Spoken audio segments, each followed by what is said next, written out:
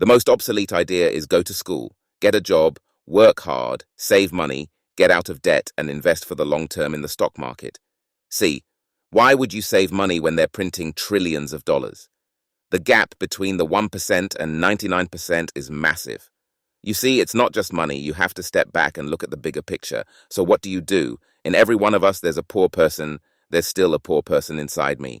There's also a middle-class person, and the middle-class person wants security. They want that steady paycheck. And there's a rich person, and they're all inside of us, except that it's not taught.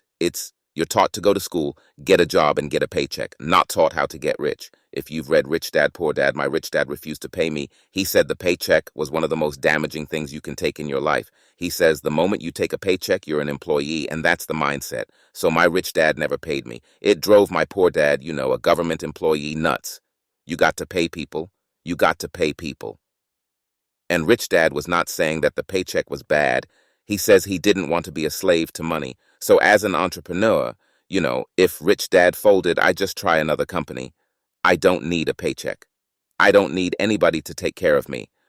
If my government doesn't like me, I move to another country because they need entrepreneurs there. So the entrepreneur is not so much the business. The entrepreneur is really the mindset and the skill sets and the different set of rules. You see, I don't operate small business, does not operate in the same rules as big business. Entrepreneur is a mindset first, a skill set and rules. And depending upon whether you're an employee or small business, the rules are different, the mindsets are different, the skill sets are different. If you could say one thing to somebody who's never been an entrepreneur and they're thinking about making the leap of faith into becoming an entrepreneur, what could you tell them? Well, I'll just tell them the same thing that happened to me. My last paycheck. I still remember it clearly. It was one of the worst and the best days of my life, and I was in Puerto Rico. I was working for Xerox, and my boss gave me it wasn't a paycheck, it was a bonus check. I think it was about $30,000 taxable. That's the only problem with that. So, I get this check and I went, holy mackerel. So I was excited, but I was also disturbed. And so this other guy comes up to me, his name was John, and John says to me this, you're going to be back. I said, why? He says, because you're going to fail. I looked at him and I said, look, few expletive words, because that's what he did. He left Xerox, failed, and he came back. I said, look, you fail, and you came back, but I'm going to fail and I'm never coming back. And that's the attitude. Do you know what I mean? Yeah, if you say, well, if I fail, I'll go back to mommy and daddy, then that's what you'll do.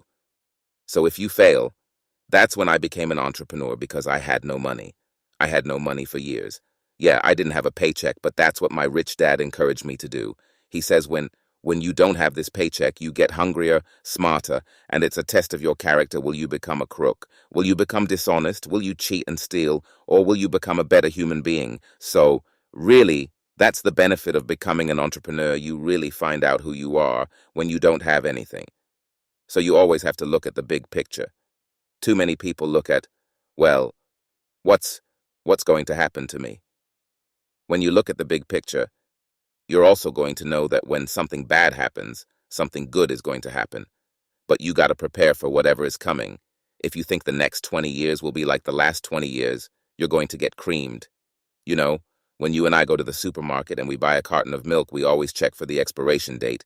But most people do not check for the expiration date on their brains. Instead of getting out of debt, I get into debt. I just refinanced $300 million in debt. I went from 5% to 2.5% interest. I made a fortune. Every month, more money comes in because my cost of money has gone down. So while some financial experts are saying, get out of debt, I'm saying, learn how to use debt. See, when I came back from serving in Vietnam in January of '73, and the first thing my rich dad said to me was, go to school to learn how to invest in real estate. It wasn't real estate. It was how to use debt and taxes. Debt and taxes make the rich richer. Debt and taxes make the poor and middle class poorer. So all the rich guys who are doctors and lawyers or, those guys, they're getting creamed and they don't know why. Doctors are getting creamed. Oh yeah, they're making more money, but the take home is less. My doctor just yelled at me. He's happy. He says, oh, guess what? I finally made $1 million. And I said, yeah, this is just 3 weeks ago. And so I said, yeah, well, how much you pay in tax? He says $750,000 in taxes. So his net was about $400,000. That's not bad. But when I make $1 million, I keep $1 million. And the reason is because I don't make it by working for money. See, if you work for money, you're taxed. So that's why lesson number 1 in Rich Dad, Poor Dad is the rich don't work for money. What we do instead is we create businesses as entrepreneurs. We acquire real estate. I don't invest in the stock market. So the reason is because as entrepreneurs, I have more control over my income, how much I make, and how much I pay in taxes.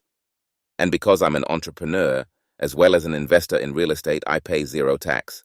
So every time I make, let's say, $1 million as an entrepreneur, I immediately invest it in real estate, and I have a 4-to-1 step up.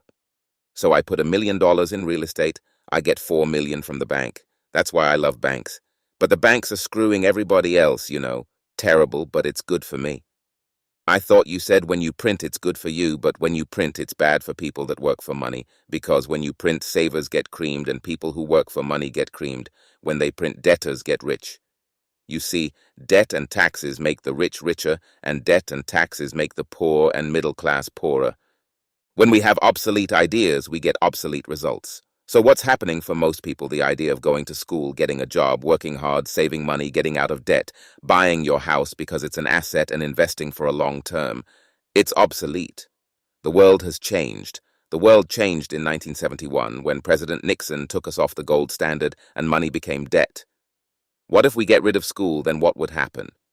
Would it be better if we had no educational system at all? No, I'm saying education was more important before. It's just obsolete. There's Moore's law, which states information doubles every 18 months. In other words, everything is obsolete.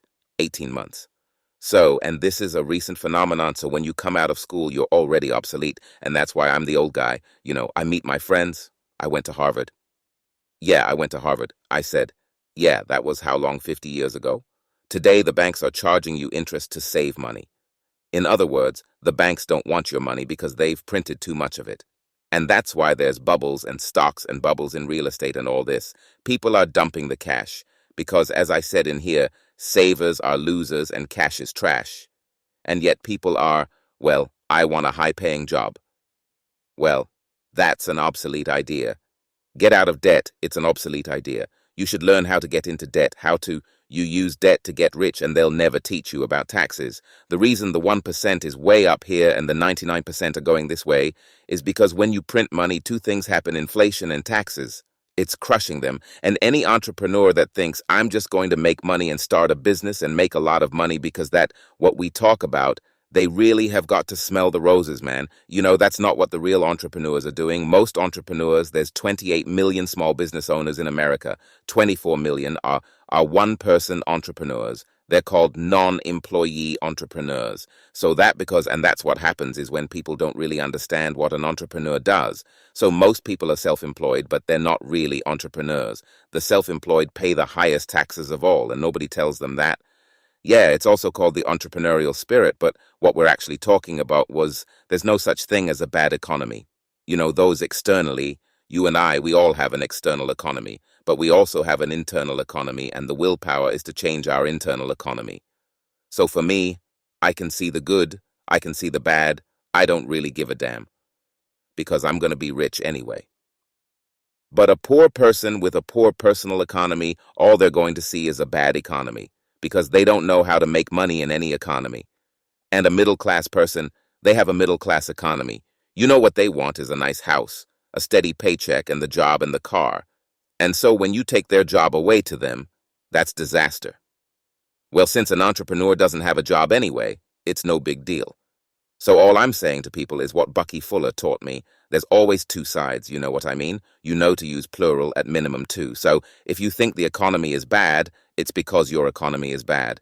If you think that steady, employment is important, then you'll see an economy without jobs. Your economy versus the external economy, where you control VS, where you can't control, I can control yes.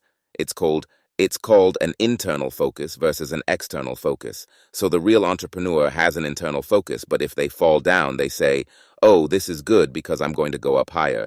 The average person will fall down and say, oh, I'm going to take some Prozac, or or somebody has the mistakes, all the mistakes don't matter. Well, mistakes matter. It means you didn't know something. But a real entrepreneur, whether they fall down or they go, they always can go up. They can stand back up and go higher. That no matter what happens to them, they got stronger and better and smarter and happier.